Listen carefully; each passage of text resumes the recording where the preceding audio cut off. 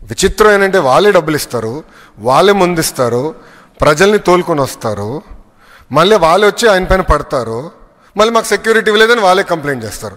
Security ఇస్తేమో ప్రజలు మా దగ్గర రానిట్లేదని వాళ్ళే కంప్లైంట్ చేస్తారు. ఇది వింతగా లేదా మీకు?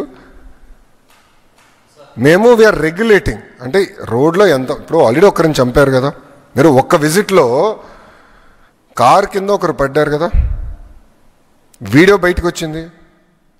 ఆ రోజు కానీ జగన్మోహన్ రెడ్డి గారు దిగి ఆ వ్యక్తిని ఆయన కారులో పెట్టుకొని హాస్పిటల్కి వెళ్ళుంటే ఆ వ్యక్తి ఈరోజు బతికేవాడు. ఒక వ్యక్తి చనిపోయాడు, కనీసం వెళ్ళి ఆ కుటుంబాన్ని పరామర్శించలేదైనా.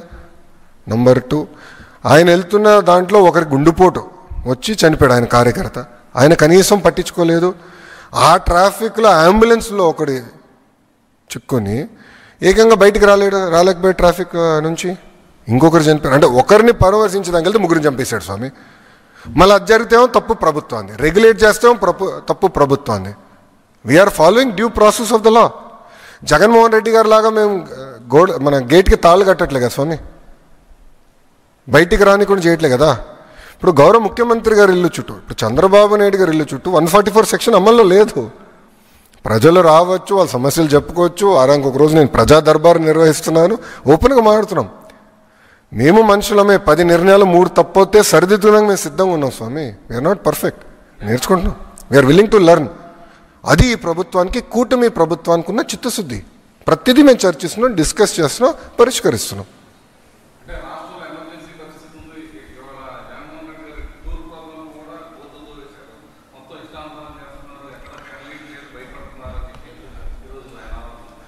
భయ్యా, కన్స్ట్రక్షన్ ప్రాజెక్ట్లో వాళ్ళు ఏదో మట్టి తీస్తే అది ప్రభుత్వానికి సంబంధం ఎట్లవుతుందండి? మీరు విజువల్ చూసారు, అది అక్కడ కన్స్ట్రక్షన్ జరుగుతుంది, వాళ్ళు వేరే దానికోసం మట్టి తీశారు. వాళ్ళకి ఏదో పైప్ లైన్ వేయాలని వాళ్ళు మట్టి తీస్తే అది తీసుకొచ్చి మా పైన రుద్దుతారు. నంబర్ 1. నంబర్ 2, ఎమర్జెన్సీ లాంటి వాతావరణం ఉంటే జగన్మోహన్ రెడ్డి గారి ఇంటి నుంచి బయట అడుగు పెట్టేదాకా ఉంటుందండి అవకాశం. చంద్రబాబు నాయుడు గారు ప్రతిపక్షంలో ఉంటే ఇదే గేట్కి తాళుగట్టారండి, తాడుగట్టారు. రానిలే మమ్మల్ని బయటికి. ఈరోజు జగన్మోహన్ రెడ్డి గారు హాయిగా తిరుగుతున్నాడు కదా, ప్రతిపక్షంలో ఉన్న ముఖ్యమంత్రి స్థాయిలో హెలికాప్టర్స్ గిర్రని తిరుగుతున్నాడు కదా బా. అమరావతి నుంచి నెల్లూరుకి హెలికాప్టర్లో వెళ్ళాడు, చౌంటబట్ల దిగాడు, హాయిగా ఏసీ బండి ఎక్కాడు, వెళ్ళాడు, వచ్చాడు. మళ్ళీ అక్కడి నుంచి హెలికాప్టర్లో జంప్ బెంగళూరు, ఫినిష్. హెలికాప్టర్లు తిరుగుతున్నాడు. పర్మిషన్లు ఇస్తున్నావా, మేము భద్రత కల్పిస్తున్నావా? మళ్ళీ పోలీసులు పెడితేమో ఎక్కువ మంది పోలీసులు పెట్టాడని మళ్ళీ ఆయన అంటాడు, పెట్టబోతేమో ఎవడు పెట్టలేదు అంటాడు. విచిత్రం ఏంటంటే, ఒక మాట చెప్తానండి. మొన్న ఒక హెలికాప్టర్లో వచ్చాడు ఆయన, దిగి వాళ్ళ మనుషులే ప్రజల్ని ఇట్టి రమ్మని వీడియోలు చూపిస్తున్నారు. వాళ్ళు వచ్చి హెలికాప్టర్ని ధ్వంసం చేశారు, అద్దం పగలగొట్టారు తెలుసా వైకాపా కార్యకర్తలు. పాపం హెలికాప్టర్ లీజింగ్ కంపెనీ ఓన్ గొడవ 16 లక్షలు నాకు బొక్కరా పోయి అద్దం పగలగొట్టాడు ఈడని. ఎంత అన్యాయం అండి. అంటే పిలుస్తున్నారు, వాళ్ళ పైలట్ చెప్పాడండి ఇన్వెస్టిగేషన్లో, ఇట్లా పిలుస్తున్నారండి, రాండి రాండి రాండి అని.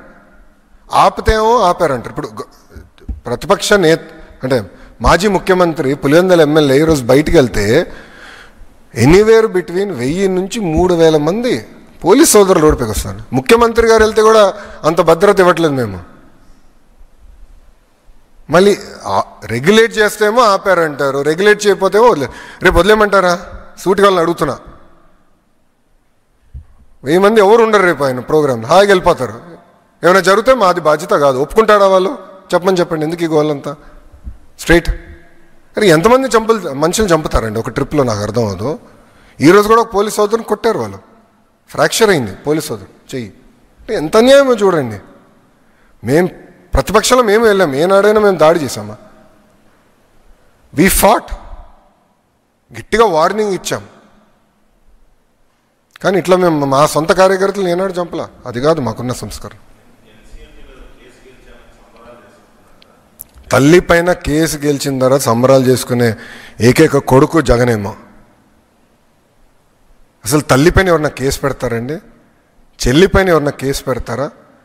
2021, 22లో గిఫ్ట్ డీడ్ అండి అది. తల్లికి గిఫ్ట్ డీడ్ కింద ఇది ఇచ్చారని చెప్పి ఇచ్చినట్టుగా లాగేసుకున్నాడు. ఎక్కడ పోతున్నారండి వీళ్ళు? ఈయన ఒక నాయకుడా? సొంత తల్లి చెల్లిపైన కేసు పెట్టిన వ్యక్తి ఏనాడు నాయకుడు అవుతాడని? ఇంట్లో ఉన్న తల్లికి చెల్లికి న్యాయం చేయలేనోడు రాష్ట్రంలో ఉన్న మహిళలకి న్యాయం చేయగలుగుతాడా? నేను సూటిగా ప్రశ్నిస్తున్నా.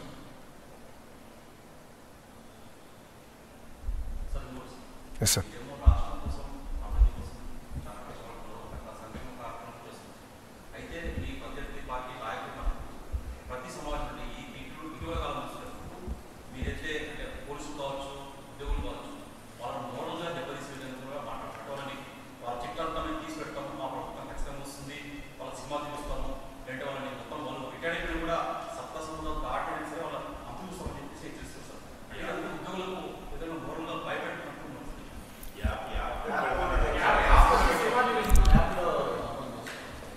వింతే ఒక మాట చెప్తానండి, చట్టాన్ని ఎవరిని ఉల్లంఘిస్తే వాళ్ళపైన యాక్షన్ తీసుకునేది కూటమి ప్రభుత్వమే.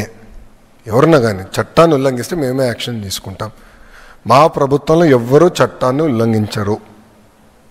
Not under the leadership of Chandrababu Naidu గారు.